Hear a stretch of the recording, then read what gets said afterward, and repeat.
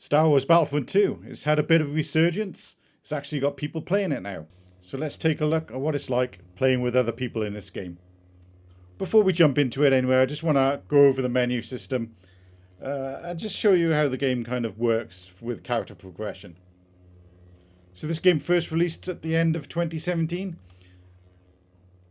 And during testing, it was revealed this game was going to have some disgusting microtransactions.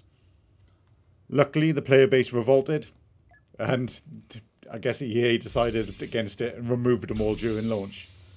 I think they did add them back a bit later, but I think the damage was already done.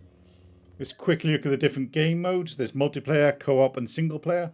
Obviously, the game is a multiplayer game at its core, so that's where the main game is. Co-op missions aren't too bad, and single player, they do have a campaign. And from my side of things, I actually really enjoyed it.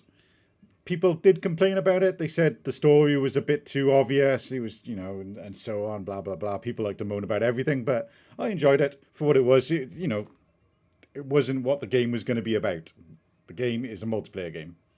But I say it's still worth playing that single player campaign. It's not super long. It's like 5-6 hours, something like that. So here we have the kind of meat of the game. Is you get all the different classes you can select in the game, as well as special heroes that you can unlock if you're doing well in the game. So there's vehicles as well. There's ground vehicles and there's also spaceships. There is a game mode where you can just do spaceship v spaceship and nothing else, if that's your kind of thing. So each of the infantry classes, they all have, I think, 4 weapons you can unlock. And then attachments and so on for those weapons you can unlock as well.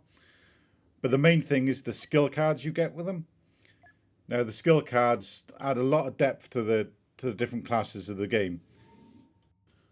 When you level up in the game, you'll get a skill point. You can use these skill points to unlock cards, or you can use the skill point to basically upgrade the card to make it better.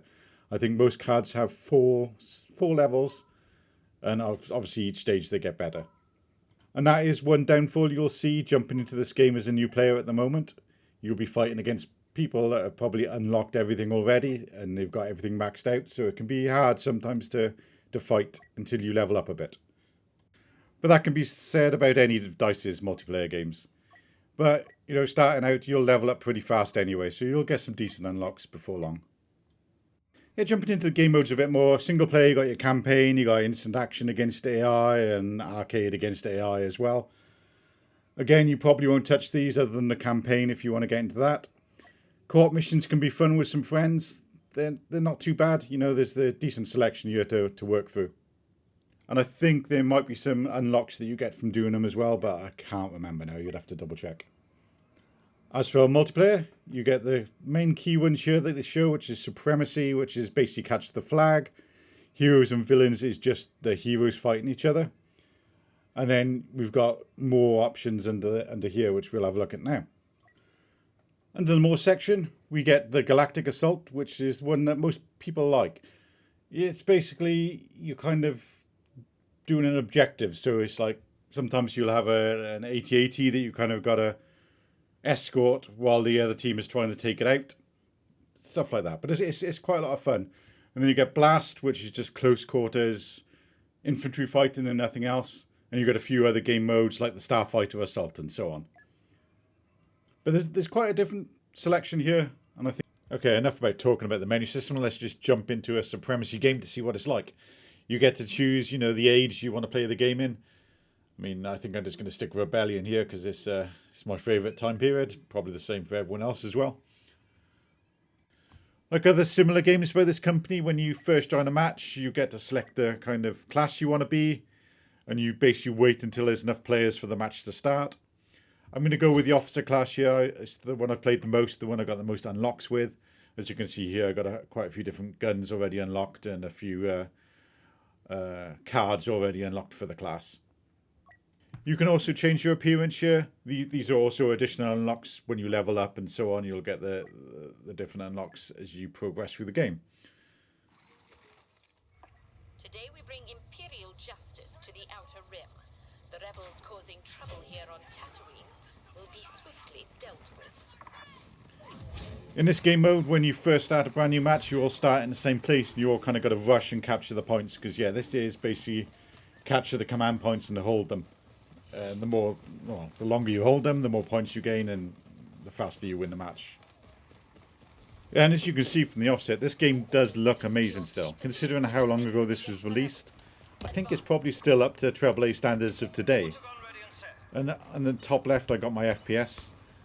And you can see, you know, I'm above 140 nearly all the time. And this is running at 4K Ultra. Without any kind of upscale, no frame gen or anything like that. So no fake frames. And it just runs really well. And it looks amazing. I just don't understand how games have got to what they are today, where everyone's relying on frame gen and upscaling just to get decent performance. Bottom left hand corner, you've got your map. Kind of shows you the direction of where the enemies are as well, with the red bit. Kind of points in the direction of where the nearest enemy is. So it gives you an idea where the action is happening as well. It's quite nice. Then next to that, you've got your squad. The squad's made up of 4 people. And you can spawn on your squad members. Then I guess at the top, you've got the capture points and the percentage of what teams are winning. And then in the bottom right, you've got your skill cards you've taken, which can be activated with Q, E, and F. Boom, and there we go, I'm dead. This happens to me a lot in this game. I need a lot more practice to get back into it.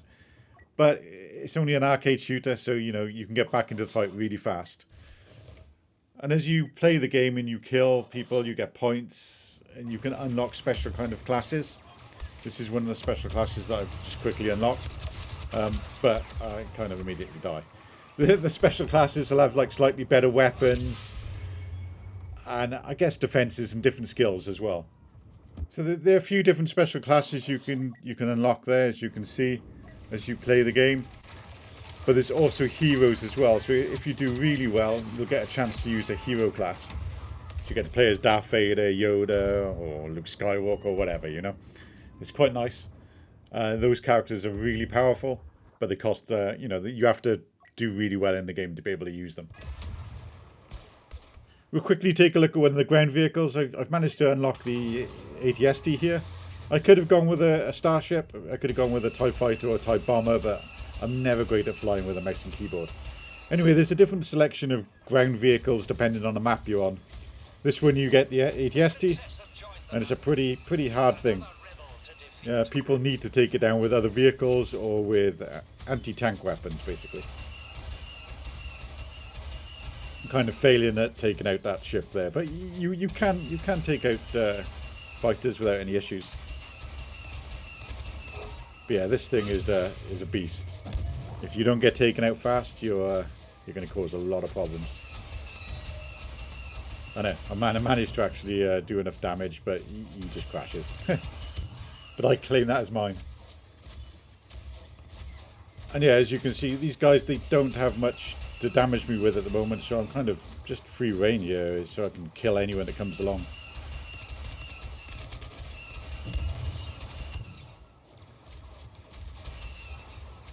And I just watch my friends die. And then I go and kill a guy.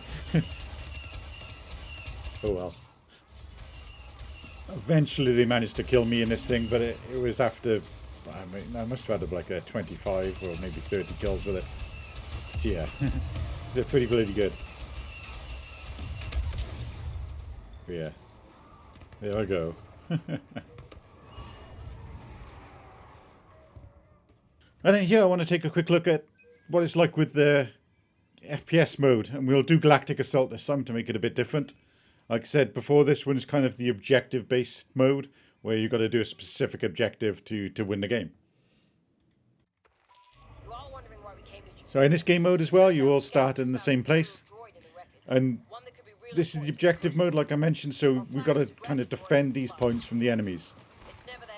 And also I wanted to show the FPS mode, which I really enjoy in this game. And it works really well. So, you know, you get a decent choice. You can either go third person if that's what you like, or stick with first person. I'm going to guess, you know, with third person you might get a bit of advantage looking around corners and so on. But I don't mind too much. And as you can see, I'm continuing my dying streak here. Yeah, I'm going to have to play a lot more just to get back into this properly. But it's been many years since I played this game, and I've not really played an arcade-style FPS for many years either. These days I'm doing more like RPG games and slower paced games, so yeah, I'm not surprised I'm getting my ass whooped. As I mentioned earlier, this game has had a bit of a player boost recently. Some people are saying it's because of the streamers are playing it and people are just following along. Others are saying it's because of Andor. Myself, I don't really care, you know, it's just nice to see this game having a bit of a second wind. There's a lot of content here for people who haven't played it much. There's lots of classes, there's lots of weapons, and there's lots of different skills and stuff to unlock for the different classes. It's pretty cool.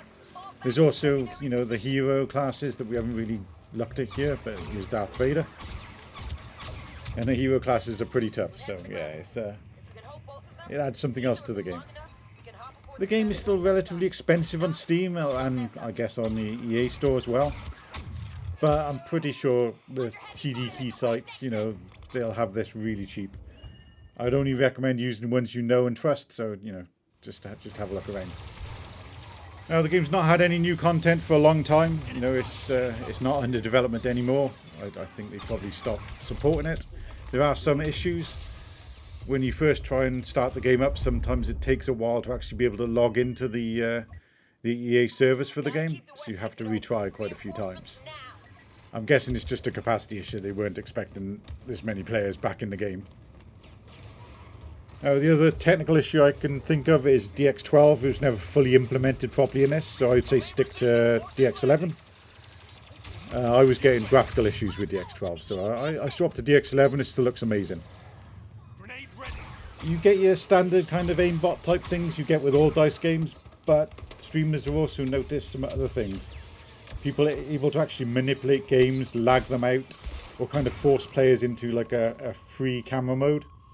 So yeah, just to warn you, you know, EA aren't supporting this anymore, so they probably won't fix those kind of issues. And yeah, it can spoil a game you're in if that does happen. But other than that, I'm really enjoying it. You know, it's nice to be back in this game again and actually have players to play with. And you know, if you already own it, then it's probably worth picking up again, just having a laugh. Having a couple of quick games while the popularity lasts. I don't know about picking up and buying it again unless you can get it cheap, because I don't know how long this population will stick around for. Anyway guys, thanks a lot for watching. Hope you enjoyed it, and I'll see you in the next video.